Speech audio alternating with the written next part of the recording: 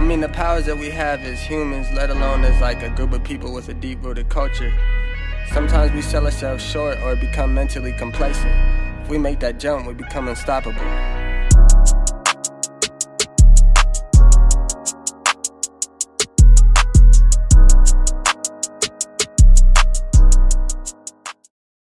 Welcome to the third episode of the Power Perception Podcast. You're here with your host, Langihola. Our guest today is Tiena Afu. She played basketball on the Juco level, right? Yep. And what was the school that you played at? College of Southern Idaho. Awesome. And so she just recently graduated. I was looking through some of your stats. I'm not sure if this was your career high at Southern Idaho, but you dropped, 32 against Snow? Yeah. Yeah, and I was like, oh, shoot. So she came back home and gave people some work.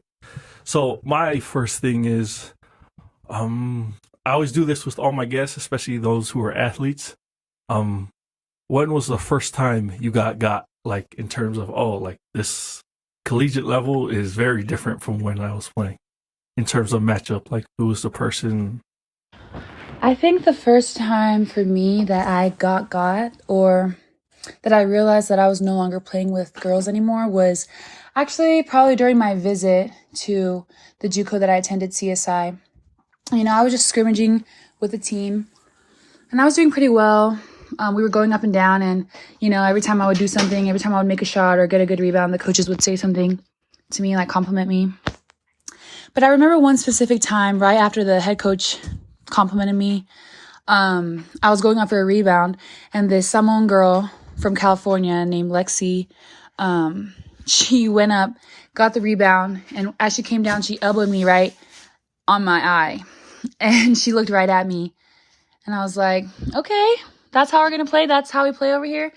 And, I think that was definitely the first time that I realized that I really needed to be tougher because, especially something like that, like that's not something that I experienced in high school, especially going to high school in Utah. So it was definitely an eye-opener for me. Topic to like everyone. And in terms of football, like it's totally worse because like, basketball, like you have that moment where like everyone can see you're losing a matchup. Mm-hmm. But like in football, like when you hear a huge boom, like everyone's like, oh, shoot. Yeah. And so when people tell those stories on here, it's pretty funny. So I want to kind of get into, so we'll just tell the story of, again, who are your sports inspirations? Who are the people that you looked up to coming up? One of my greatest sports inspirations growing up and someone who actually got me started playing basketball when I was younger is Natalie Williams. And she's a local. She's from Taylorsville High School. She played basketball and volleyball there. And then after that, she went to UCLA, played both basketball and volleyball. And then she went to the Olympics. She was on the USA basketball team. And then she played in the WNBA for the Indiana Fever. And then, she's been around coaching in Salt Lake still. She actually lives in Draper. So just growing up and playing both basketball and volleyball, that was definitely someone who I looked up to and aspired to be like. When I was in middle school, I was like, oh, when I go to college, I want to play basketball too. And everyone's like, oh, that's so hard. And I was like, oh, well, Natalie did it, like it's possible. It's hard, but it's possible. And so that was definitely someone I always looked up to growing up. Man, she's a beast. I'm looking at her numbers right now. At UCLA, her senior year, she averaged 23 and 13. Jeez, yeah. With 3 steals and 1 block a game. I'm like, oh, man. Yeah. Monster. Awesome. So, let's dive into some of this. So, one thing that's always kind of, I don't know, that's kind of bothered me is, so I've been looking, I feel like there's a huge lack of coverage in terms of girls' sports. And I think part of that is a lot of guys, especially in sports, they think, because the girls play sports, like if a guy were to play against girls, he would dominate just on physical stature. I think like man, like you can say that now, but like when you get to professional level of playing basketball, like that's no longer the case. Like no average guy can beat a WNBA player in basketball. One of the biggest advocates for the WNBA was like Kobe Bryant, and I think that's why everyone was so huge. So for me, I kind of had that mentality until I had a daughter, and I started seeing like what Kobe was doing because of his daughter wanting to chase basketball, and I kind of did some self-reflecting on my own. And the biggest thing I saw was, man, like this is like really unfair in terms of like skill, like. And what I started doing was I actually started watching a lot of WNBA basketball. I started watching the playoffs. I started like looking into girls who I thought games were like, wow, like this is amazing. And so for you, is there anyone in the WNBA right now that you favor, like favorite players or girls you look up to? Growing up, I always liked watching Skylar Diggins. Oh, she's a beast. Yeah, even though like we're definitely not the same position and she's always handling the ball. I always just liked watching her just because she's just so smooth with everything that she does and just makes an impact on the. Yeah, she's kind of like the Kyrie of girls basketball right now. You know what I've always noticed? Most of the times, like people always used to choose the players that are their favorite players are people who are like total opposite to them because it's something out of their realm and that they can't relate with. And so it's like, dang, that's like impossible for me. Yeah, exactly. And so like I'll give you an example. Like Shaquille O'Neal, his favorite player is Steph Curry. Exact opposites. Yeah. And so like in that aspect, it's cool. I think the one problem that I have with the WNBA is if you notice like the NBA like pushes its players. Like the players are the face of the league. Right. And in terms of like WNBA, like, you know, unless you know women's basketball, like the best basketball player in the world, no one knows for women. Like whether it's like Diana Taurasi or like all these other girls. And so like for me, like having a daughter, I started researching more and more and more and more. And what became cool is like I started becoming a fan. And so my wife would be like, what are you doing watching a WNBA game? Like, oh, this is so boring. And I'm just like, you know, if this is the route your daughter chooses one day, it's like, you're going to be forced to watch this. So might as well like learn it. Yeah. Okay. So this topic I'm about to bring up is something that's like really, I can't 100% prove it, but it's always been a feeling that I've had. So I've always noticed that in terms of coverage for girls sports, you know, that can be proven. Like there's a lack of coverage. Today I was trying to look up all state teams from the past, right? And so I started going back. And what's crazy is like for girls, it stops in like 2017. So they stopped posting. And I was just like, what? And so like you can look at 2020, you can look at 2019, 18, 17. And then I try to go on this website and go back into 2016. And it's gone. And it's like, oh, page not found or this page not found. But then I started looking into like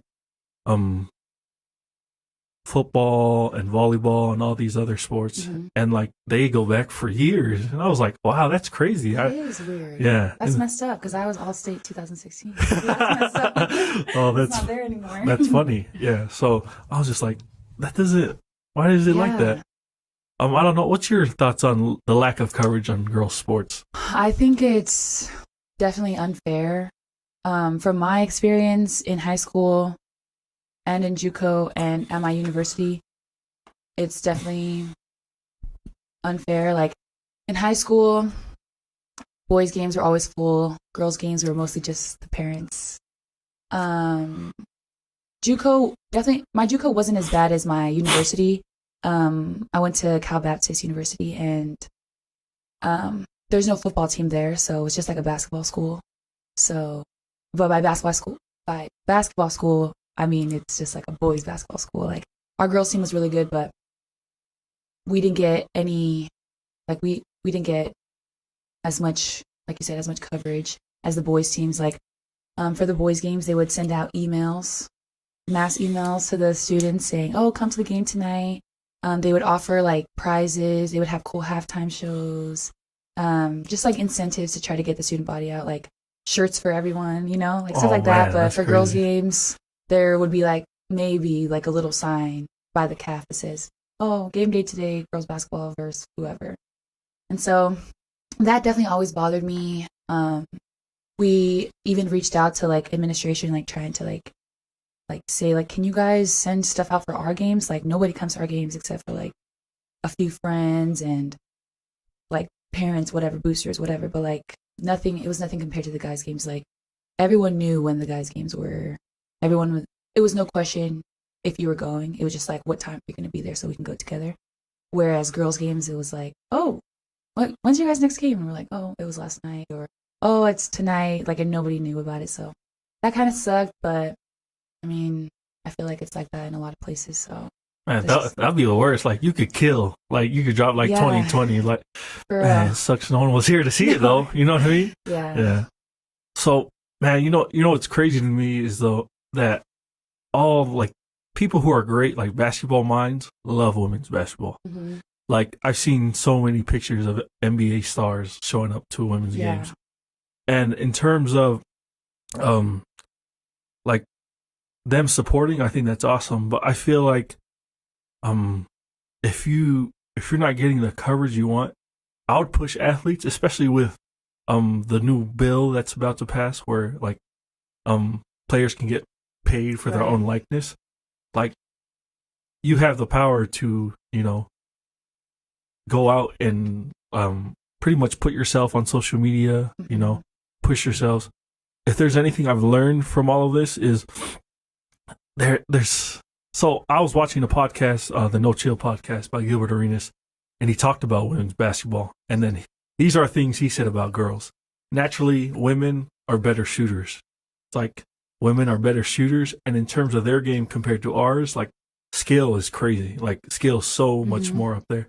The one difference we have is just we're super freak athletes compared to women. Mm-hmm. It's like, and to say that like some of these women aren't great athletes is horrible because like, I think on top of the stuff he was saying, I want to revert back to, I think it was like an IG clip, and it showed one of the NBA analysts with Candace Parker, and then he was just like, yeah, like Anthony Davis is just like an athletic version of Candace Parker, and she was just like, and she got like way offended, and she's like on national television, but like, and then like for like women are athletes too, and so for me, like I was just like, dang, that's kind of messed up. Like how you gonna just shame like one of the greatest basketball players ever on TV? And so, so this was his view on this. Oftentimes, like when it comes to business, like you need to see that this is just straight business. So there has never been anyone in the realm of women who have actually been not being advocates, but being like salesmen, business type, right? So oftentimes, like if you notice, there was a point in the NBA where like they had all baggy jerseys, all baggy shorts, and everything got tight out of nowhere. Right. Yeah. And Gilbert Arenas talked about like whenever he would wipe his jersey, because the clothes started getting tighter, he would just come from the side to wipe like off his face. And then they're saying, it's like, we don't want you to wipe your sweat off your jersey like that anymore. Like, what? It's like, we want you to reach down from the bottom of your jersey and wipe up. Like, why? It's like, because if women out there can see your abs and stuff, you know, it sells more. Oh, wow. And then he was like, oh, shoot, that's crazy. And then he was like y'all, like, they really pay attention to that stuff? Like, yeah. So, what he was saying was, women get so offended sometimes when I bring this up to them, because I'll say, if they were using us men to sex sales, is like, what better sale would be you guys over us, though? You know what I mean? He's like a girl on Instagram can like post one picture, right? And then she'll get like what 200-300 people in her DMs. Like, well, imagine if you took that into business. So it's like, I'm not saying for you to only think that you're that way. It's like, but there's a way that you need to start making revenue. I'm not saying to sell your body, but I'm just saying there needs to be an opening. And I was just like, That's gonna be hard. Yeah, because a lot of girls is like, well, why can't our game just speak for Yeah. itself? And then I was just like, oh dang. So like from his perspective, I was just like, that would sell, but I don't know if you could get all the women to be on with that. Yeah, I don't think Yeah. that would work. And so, but what he was also saying was, girls basketball, especially in the WNBA, is very behind in terms of free flowing and the new NBA regime of basketball. It's a lot closer to the 90s, 2000s basketball, where things are a lot more physical, post oriented. Yeah. And then he's saying, he's like, if you opened up this game, took out the hand check, and let these girls just shoot threes like crazy, he's like, that would be crazy. Like, you know how many points you guys would put up? It's like, imagine you had a WNBA game where you guys are putting up 140, 150 points. Yeah, crazy. What are your thoughts on that? Well, about the like promoting the body, I don't know.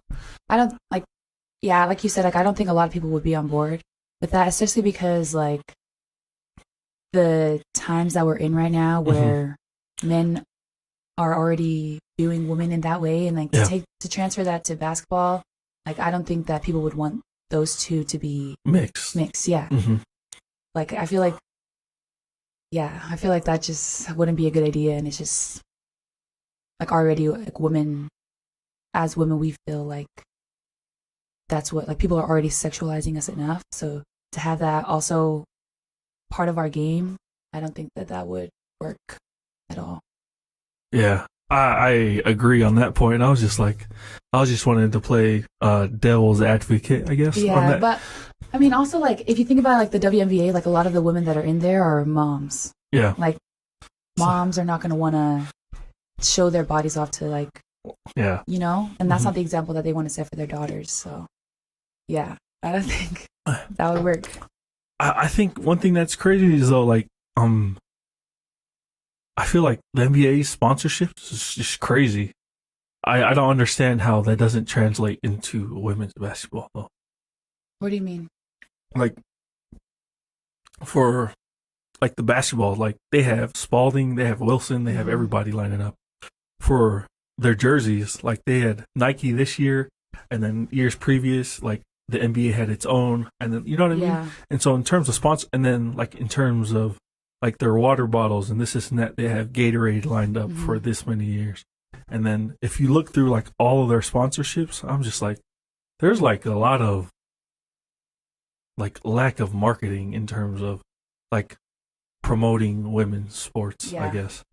And so I just feel like there's a market that's to be had if anyone were able to capitalize on what's the right market that like pushes women forward, but at the same time like is business savvy. Like you could like make so much money off of that. And so that kind of like pushes me into the next thing. So like I was saying, like in terms of marketing, I don't know if you've seen there's this like BYU guard. She's a women's basketball player. She has a vlog on YouTube, and she has like 1.5 million subscribers. And I was like, what the heck? This is crazy. Oh, yeah, I honestly want to say some of my teammates would watch. Oh yeah. Yeah. And then like she talks about when they went and played Oregon and Sabrina Onskow, and then like just like she tells her whole entire journey. The reason why I think she's so popular is because no one else is doing it. Yeah. And that's the main thing.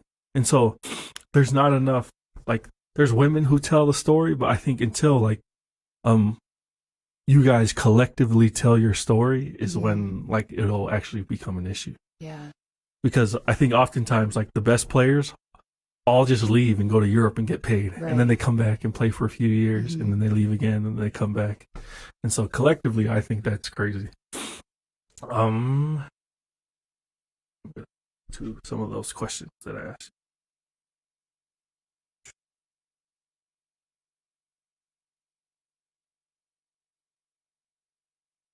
Okay. This is a good one.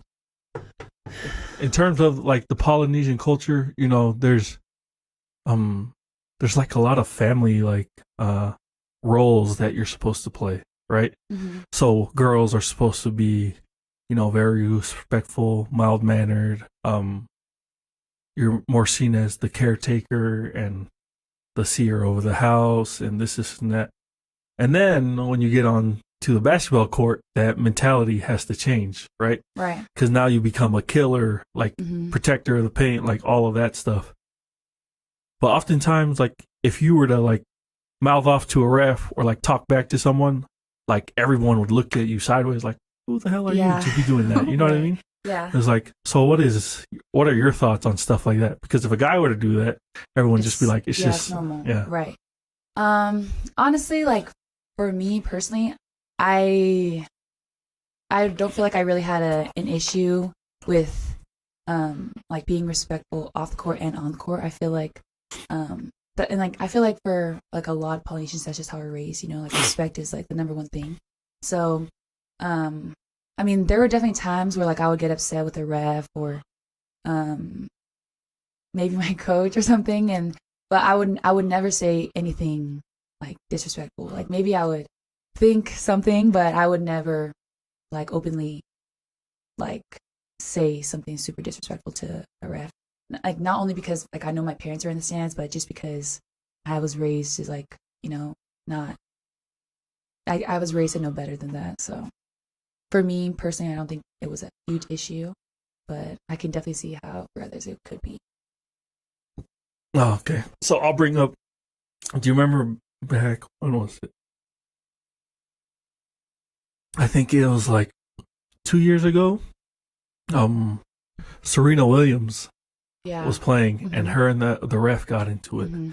And she was arguing. It's like, "You're accusing me of cheating. Yeah. Like I would never do something like that." And then the ref was like, "Well, I saw you looking at your coach." He's like, "Am I not allowed to do that?" And then, so after all of that, I think he like gave away a set to the other player because she was like going back and forth with him. And then she was saying, he's like, "I've seen men say a whole lot worse to you, but because I'm a woman, you're going to take away a set from me in a championship round. Like, how dare you attack my character in that way?" So this is my thing. I think we need more people who are willing to like push the boundaries in terms of women's sports, right? So like when a girl, like I remember there was, I think it was West, like 2 or 3 years ago, they had a stacked roster who was really good. I think this was in softball. And they took, I think, 2 state championships out of the 4 years. All those girls were there. Oh, nice. And like there were some games, like I remember looking down in the newspaper, and there was a game that was like 17-3, like 21-4. I was like, these look like football scores. And what was crazy to me was like the lack of coverage. And then on top of that, I think there's a time where like humility is supposed to be your best friend, to be respectful and do this and that. But I also think there's a time where you need a voice. You need to let people know that you're kind of here, like before you're coming. And I talk to my little brother about this a lot because Mata, like he's the most mild-mannered, like quietest person off the field, but on the field, he talks a lot. And he dances and he does everything that like my parents have always taught him not to do. And I remember after one game, my mom and dad is like, why are you celebrating? You don't need to celebrate out there. You just go out there and be respectful and this and that. It's like, I'm not celebrating to like talk down or disrespect the other person. Like, this is for me. I get amped when I do this. So when I make one play, it pushes me to make another play. But on top of that, like, it's a mental battle because now that I'm celebrating, you're going to be that much mad. Yeah. Like, that much more mad than that. Head, definitely. And so the next time we match up, now I know it. You're at your best. And that's the only thing I'm really trying to do. I want to bring the best out of you and I want to beat you at your best. Right. And so, like, for him, he's like, so I'm never going to stop talking. Because the second I stop talking, then I get a mild-mannered person who I think I can beat 9 times out of 10. And I was just like, that's really different compared to, like, how most of us. That's a good mentality, though. Yeah. So, like, for you, have you ever thought about, like, going into, like, coaching for basketball? When I was younger, I always said I wanted to be a coach. um, as I got older, that kind of like went away. As I started like wanting to pursue other things, like as I learned about what options there were, and I found other things that I really enjoyed. I never really thought about it, but I mean, I sometimes fill in for my siblings, all poly teams, like if they need a coach, and I think it's actually cool because I can use like things I learned in college that maybe they haven't experienced yet to help them with whatever they're dealing with on the court at that time. So I never thought about how much my experience would be able to help like my younger siblings, but from actually doing it and being able to like coach them a couple times, it's actually been really fun. And so I don't know, like I think this summer I'll probably help out a little bit more with all poly, just wherever they need it. And then I don't know, maybe down the road if that comes up again, but it's not like the first thing that I want to do, you know. Oh, that's awesome. I was thinking like, what are like specific things like that you have like personally like, oh, like, so in this instance you should do this and rather this, and you've seen it like right. So my younger sister, she just turned 15. She's like the same position as me. Like we're tall, but like not like the tallest. Like we're big, but we're not the biggest, but we still have to play the 5. Mm-hmm. So there was one time I was coaching her, and I see her running a fast break, and the girl is right behind her. And like one thing that I learned was instead of running all the way down to the block and then posting up, just seal her at the free throw line. That way they can just lob it to you, and you have from the free throw line all the way to the rim to get that pass. Mm-hmm. And like that changed my life, and learning that in college. And so like if she can learn that, like get that move down right now, I feel like that's so helpful, because like once you have that girl sealed, like she can't go anywhere. You have all of that room to work. So even if the pass is bad, you know, like you have a lot of space to work with. And awesome insight. So this is one thing I've always felt like in terms of the Polynesian community, especially from the girls' side, that there's a huge lack of. So when there's girls who actually like make it and play any type of college basketball, the lack of mentorship in terms of coming back and giving to the next generation is kind of severed in a sense.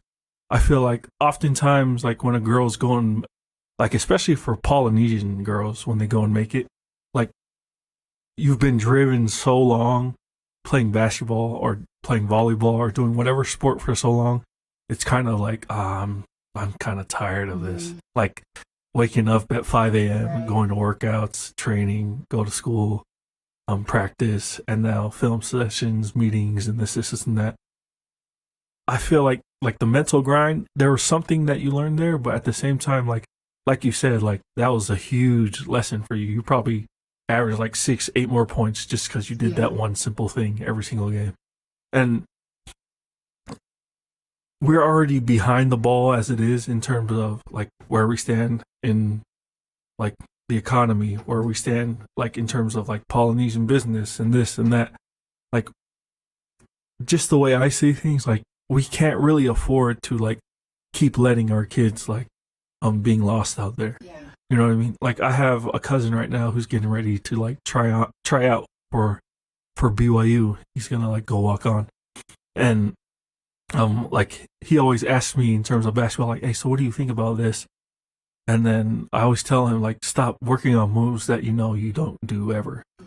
Like he was living with us at a time whenever we were at my parents' house, and he had all these cones set up, and then he was like working on like a tween behind the back pull up, and I was like, bro, like you're a tween 3 and 4 who's undersized, right? And then he's like, yeah. He's like, so it's like you need more power-based skill moves. And then he was like, what do you mean by that? It's like you have to know yourself as a basketball player before you even start training to do, okay, this is a move I want you to do. Because I don't see you tween step backing somebody. Like you're not a quick ball handler. You like that's a skill you don't have yet. And I remember like growing up, like I would try to do stuff like that, and my coaches were like, be you. Like it's like like get on the block and do this. It's like until your skill gets to a certain level where you can do those things, those aren't things that you shouldn't be doing. And I kind of like looked at myself like, yeah, he's kind of right. And then he's like, because he told me, he's like, if I were to put you outside on the wing and you were to do those things, it's like you'd be very uncomfortable with someone who could stay in front of you. Yeah, like a small guard. Yeah. And I was just like, wow. It's like, so like for you, find your strength and excel it to the like biggest possible that you can. Once you do that, then add to it. And then once and so once you add on, once that add on becomes a strength, then you add on to the next strength. It's like, but you only do things one thing at a time. If you start working on 5, 10 different things, then there'll just be things that are very mediocre instead of things that you're great at. And I kind of looked at myself, like I started thinking about it, like, man, that's just like life, you know, developing skills, like just so. So in that instance, what do you think about, this is just me personally, do you think there's a lack of, I don't know, like in terms of kids of color in the state of Utah being overlooked in terms of like being all state or like being looked at by colleges? I feel like maybe that was the case more when I was in high school, but I feel like now, like people are starting to get it and people are starting to see that these brown kids, these black kids can really play. And even though there's not a lot of us, I feel like we're all coming together and we're all coming at once. So like people are forced to realize that, you know, this is really happening. Like, for instance, like all poly, like usually you see one Polynesian on every team, but now you see a whole team of Polynesians, and they may not always be the best, but it's forcing people to realize, oh dang, like who are these kids? Like they're pretty good. And, you know, and so I think definitely more now because there's a lot more kids playing at like a more competitive level rather than just like playing at the rec or something, like, you know, like playing where they can be seen and stuff. Like I feel like now it's the representation of Polynesian athletes is definitely increasing. That's awesome. I'm kind of going to why you guys started Polynation. Or all poly. Yeah, it's okay. So obviously, like, you know, my brother went to Alta and Alema Tet was there, and he has the all poly football. And I think so. It was just like my mom and my dad, and then Dave, Nimatolo, and Ronnie. They just wanted, like, you know, all of our kids play basketball, but we didn't have like our own team, and so they kind of just wanted to branch off of that all poly idea and just create a basketball team. So yeah, they kind of just like branched off of what Alema Tet already started, and then, you know, we have lots of friends, lots of cousins that all want to play. So my mom's like, yeah, my mom and Ronnie like, yeah, like let's just all play together. We'll call ourselves the same all poly, and we'll just show everyone what we have, you know. Was there like a specific reason, or like other clubs like too expensive? Or? Yeah, so it's cool because all poly has sponsorships. So for Polynesian families who maybe like can't afford something, or like they don't have enough to pay for tournaments, like all poly sponsors them. So like a lot of the Polynesian kids are able to come and play for free or for like a super low price that you honestly can't get anywhere else in the state of Utah. So it's definitely cool for our community. That's awesome. I think for like those who don't know, like the AAU circuit and like growing up, I remember I got onto an AAU team, and I was just lucky that like we had a coach who just paid for all of us kids at the time. Nice. But that's not the case for everyone who plays AAU. Like literally, if you're gonna play for an AAU season, it's almost like $500-$600 per player. And so that funnels into like all your gear and your tournaments and travel and like stuff for the game, like in terms of like water bottles and this and that. And I think I remember hearing Dave talk about it, and he was just like, man, like I got a group of kids, and if all of them want to play basketball, that's like 30 G's just for all of them to play. It's like, because we're not playing for only one season. Like when they're not playing other sports, this is what they're going to be doing. And I was just like, dang. And then he talked about like the reason why we started is like we just wanted to give an affordable price for people who wanted to get on to the court. And so once I started looking up prices and entry fees to like getting into AAU tournaments, I was just like, man, these lower levels are like not even that expensive, and they were overcharging us and this and that. Like, so I just went straight in, made our team, so I could put all of our kids and family together. Then once people saw, I was like, oh man. So like, then we started just making more and more teams. Okay, so in terms of like coaching, have you noticed that like coming from college and now you come down and help out with like your family, like do you see like the difference of like what is known as to be like status quo knowledge of basketball? Yeah, my IQ in college definitely increased. Like I see the game a lot different than even when I was just in high school. And so being able to like help my younger cousins, younger siblings with just like maybe even if it's just like a little bit of the stuff that I learned in college, I think it will be definitely beneficial for them. What's the one thing you struggled in terms of like X's and O's that was really hard for you in basketball? I don't know. Can you Okay, so like one thing for me, I remember when we were at Alta, like we would play so many teams and other teams would go like 1-3-1, 2-3, 3-2, and like we were known for being a full court man-to-man team. Like we played up and down the court, full court, man press, like the whole game. And I remember the one thing I hated the most, like being like, I know I wasn't the biggest guy, but like I can play with someone with their back to the basket against me. But like we preach, like we go 3/4 from the bottom and then like help backside so that there's no post entry. And then like for me, like I was like, this is annoying. And like I would just let guys catch the ball on the post and then just beat them up until they get out of the post and then they just kick the ball.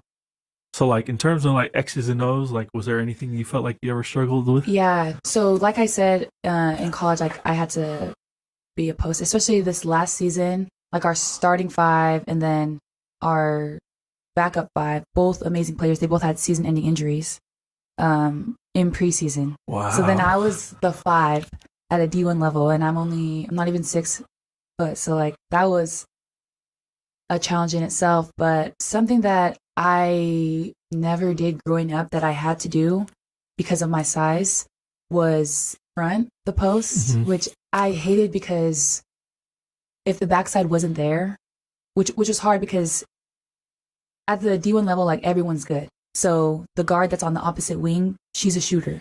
So that means that my teammate is not going to want to come backside because if they kick it back to their player, player's going to shoot a 3 in their face. Yeah. So having to front the post who was a head taller than me, you know, like that was frustrating because if I wasn't able to get the pass, I wasn't sure if the backside was going to be there because they have to cover their opposite guy. So that was something that was definitely new for me because I had never ever had to front the post. You know, like I was always at least the same, kind of in the same height range, or I was able to just jump high enough to get it. But at the D1 level, like it's different. Girls can throw a ball perfectly right over your hand and right into the pocket. So that was definitely something that was hard for me this last season. Oh wow, that's funny. Yeah. And so I remember they had Ayate University, like Tongan national team, and I went and played on it. And I remember the first time we went and played, we played out in Buffalo, and we were playing in a tournament out there. And it was like a sub-level, like FIBA division of basketball. While we were out there, we had 5 players for this tournament, and so our big guy who was supposed to come didn't get on his flight from Australia. And so our best ball handler was someone who was 6'5", and he was also like one of our like best players. And so I was just like, I told him, I was like, hey, I'll take the paint. He's like, what? He's like, well, just zone it out. It's like, if we go man, we're gonna die against all these teams. And then he's like, okay. And so what was funny was like a lot of them saw us as just like really undersized and really weak. But like coming from playing football, like basketball players aren't anywhere close to strong as football players. So I remember we played this team from Jamaica, and they had like 6'5", 6'6" guys. And so the guy I'm guarding in the post is like 6'8", and I'm 6'2.5", almost 6'3". I remember he goes to turn, and he has his elbows high and he tried to drop step. And so I see him swipe, so I duck under his elbow and I kind of just hit the ball up, and then we're running. And then he's like talking mad mess to me in like his Jamaican accent, and he's just like, "Oh," he's like, we'll see next time." I was like, "Okay, yeah, come down the lane." He's like, "Yeah, watch your head." I was like, "Oh yeah, we'll see." He's like, and so the next time he comes down, like he caught the ball at the high post, and he took one dribble and tried to take off. I was like, "I'm not getting dunked on," so I went straight through his chest. Boom! And then like just folded him. Oh my god! And then the ref called a flagrant, and then he was like, "Hey man, you do another foul like that, you're out of the game, and then you guys will have to forfeit because you will only have 4 players." And then the rest of the game, he didn't come into the paint. But what was funny was he was just like, "Dang man, it's like I didn't know you guys were that strong," because it was just a full Tongan team that we had, and so like it's funny that like X's and O's are something that's like not really taught, because I know in like the football community, like they have like coaching circuits and this and that. The last interview I did, the guys were telling me like there's only been like one Polynesian head coach here in the state of Utah that has won a state championship, and I was like, dang, that's crazy. Like I've never even heard of that. Who was it? I think it's a Samoan guy. He passed away a few years ago. I can't remember where he coached. Dang, that is crazy. Yeah.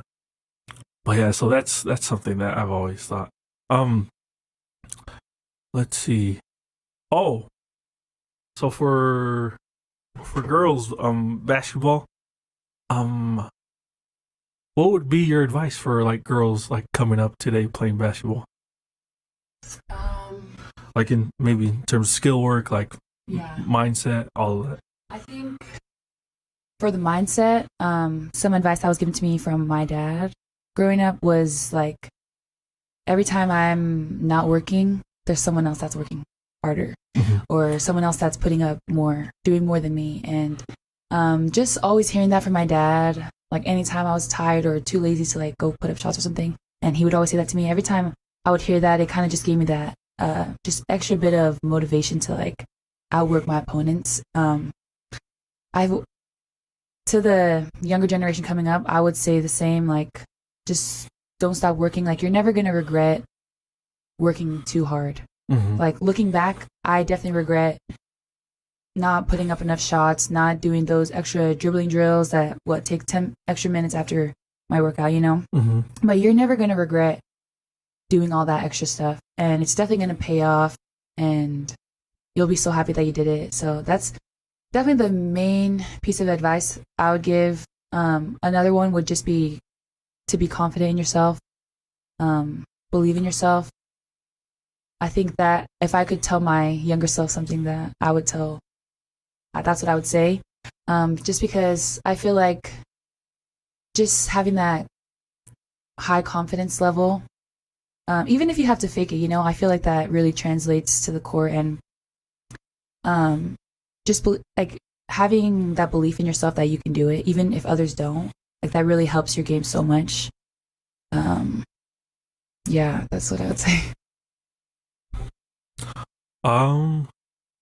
We'll do a bunch of rapid fire questions, and then we'll start to close. So your favorite basketball memory, or like moment, I guess, of your playing career?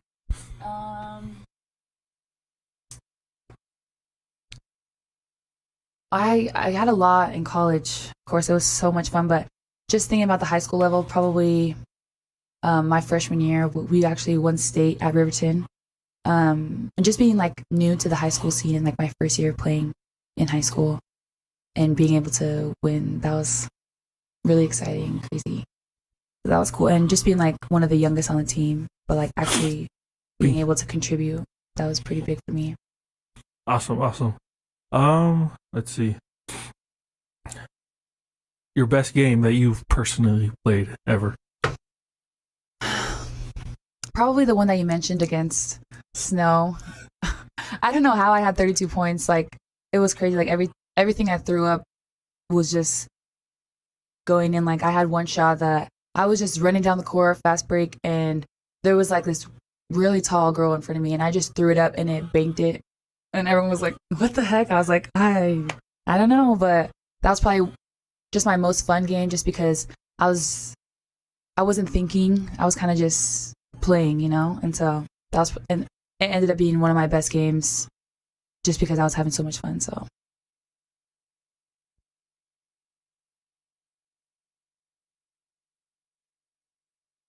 Oh, who do you think will be the best athlete in your family when it's all said and done?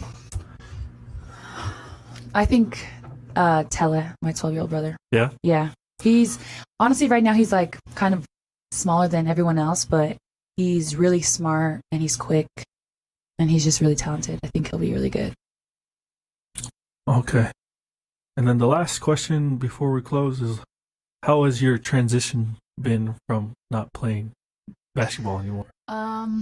Honestly, it's been kind of nice having like a little break. Just always being gone for college. I just feel like I missed so much at home, like just family stuff, like, and just watching my younger siblings grow up, and like I would always miss like their games and stuff. And so just being able to be home and spend so much time with them, it's been really nice. I think that it hasn't really hit me that I'm no longer a college athlete anymore because of coronavirus, like no one's playing right now, no one's at school. So right now, it's been fine, but I think like when school starts back up, if it starts back up in the fall and I see like all my teammates going back and like all my friends going back to school, yeah, I'm like, yeah, I think that's when I'm going to start to feel, sad about it. So something I've noticed, I don't know, I just feel like oftentimes, like for a lot of our like Polynesian teams, like it annoys me to see like when they come out and just run a 2-3 lazy zone, and they just are just trying to run, get fast break points. I just feel like if you had a really good coach on the other end, they would just tear you apart from limb to limb, I guess. Because like I forgot whose game me and my wife went to, and we were watching, and we seen like a 2-3 zone, and so it was a bunch of poly teams, but like I don't think it was one of your guys' teams. That was like younger kids? Yeah. And it was like 12, 13. Right. Yeah. And so like they were running a 2-3 zone, and they killed like the first 3 teams they played. And so it was at the end of the tournament, and they like got up into the championship. And so the family that we had come to watch had already left. I was like, hey, let's just stay and watch the last game. My wife was kind of annoyed, but I was like, I just want to watch basketball. Yeah. So we watched the last game, and I remember they try to run this like simple 2-3 zone where like their players didn't even understand the concepts of the 2-3, and like they got shredded by this. It was like a mixed team from out of state, like I think it's from Vegas or something, and their kids just knew how to play. Like their high post player like made everything. And then like the way their bigs sealed was all like so smart. And I was like, dang, they're sealing at like 12 years old. I didn't learn to seal until I was like 14, 15 years old. And then like I remember I seen a kid, it was a girl. She was in the post, and so they switched because they were getting killed. I think they were losing by like 17, almost 20 points in the third quarter. And a girl had the ball on the block, and she went power dribble. She went shimmy left, shimmy right, turned over her shoulder, and then the girl jumped. She stepped through, and the next person came, ball faked the girl, and the girl went the other way and finished with her offhand. I was like, dang, these girls are 12, 13. Right, it's crazy. I was like, the skill level of this next generation is going to be like so much better than us. Because I think the access to like seeing the best players play all the time.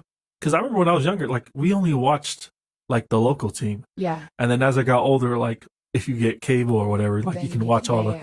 But even now, like there's like sports everywhere. And on YouTube, like you can just look up this and that and learn from all your favorite players. So I feel like, man, if I was playing today, it would be a lot different.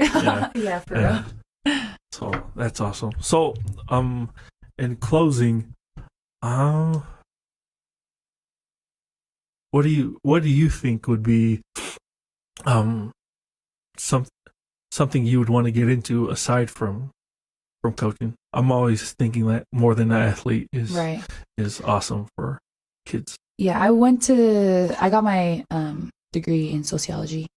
So I actually want to become a children's therapist. Oh. So, like, kind of like work with like foster children, go into social work and do that. Awesome. Well, I hope you reach all the success you can in those fields. Thank you. Thanks. And we'll wrap. Thank you for coming on today. Thanks.